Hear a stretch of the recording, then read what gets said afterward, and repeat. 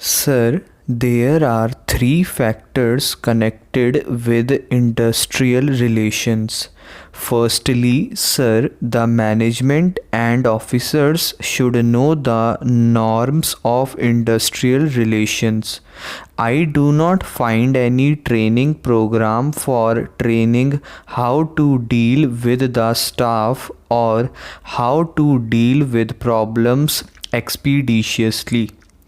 If they do not change their outlook, if they do not attend to the grievances in time, they will ultimately accumulate and create a grave crisis, and we shall again be falling in some trap, and strikes will become an annual feature, or there will be strikes many times. Secondly, sir, there are large number of unions. Last time a meeting was called of all the unions.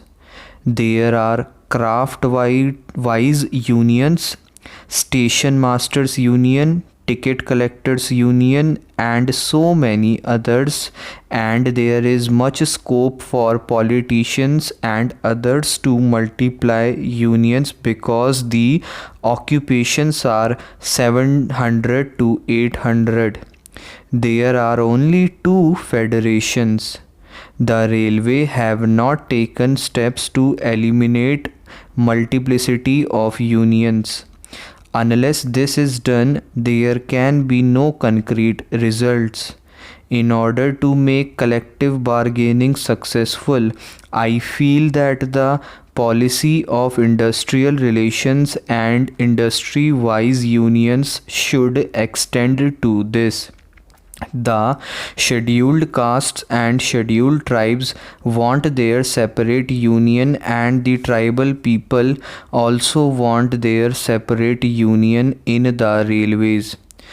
I feel, sir, that they must be completely banned. There should be large industrial unions which can deliver the goods and which alone can create an atmosphere of good relations between the railways and their employees. Sir, the third thing I would like to suggest is that they must find out the bottlenecks. But there is no attempt. There is no wage policy. Today, the people belonging to scheduled castes and scheduled tribes are employed as contingent or casual labor in many places, and they are paid the wages which the collector in each district fixes. This contingent labor, consisting of 2 or 3 lakh people at different places, is paid 50% less than what regular employees are paid or what the All India pay scale is. They have been working for years and are getting different wages in different districts depending upon the minimum wage or the collector fixing the pay scales and wages in that state. Discrimination is very great. I would like the minister to look into the matter. The contingent labor should be paid at par with other railway employees. Sir, another point which is very important is about the promises given by the railways at the time of strike. A large number of people, when the interests of the nation were in danger, staked their lives. They were on duty. Many were assaulted. At that time, a promise was given that their children or their dependents will get priority in employment. But instead of that, after the strike was over, many of them were assaulted. I would like to know from the Honorable Minister what happened to the promises given by him to the employees who were on duty, who staked their lives. How many people and how many of their dependents have been given jobs in the last 1 year? If the promises given to them at a crucial time are not fulfilled, the government will lose its credibility and the workers will not be able to do their duty properly and faithfully. I would like to say two other things for the sake of good and happy industrial relations. Bossism must go. In all the modern countries, industrial relations have become successful because the officers treat their employees on equal basis and informally. They help them to solve their problems.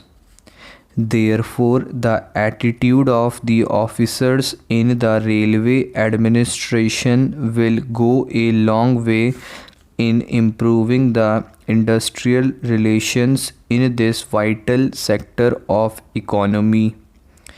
I would also ask, why should the government or the railway administration feel shy in applying the Industrial Disputes Act to its employees? No reference has been made to it. Not a single question is referred for adjudication to the Industrial Tribunal or any machinery under the industrial law. Railways being the biggest transport industry, they should accept as a norm of industrial relations that their problems will also be referred to adjudication machinery available in our country. Small things like termination or suspension may not be very big or important from the railway administration point of view, but it is of vital importance to the individual employee who is suspended for months and years together and does not get any redress. He has to rely upon the mercy of the deciding authorities. It may take 1 or 2 years.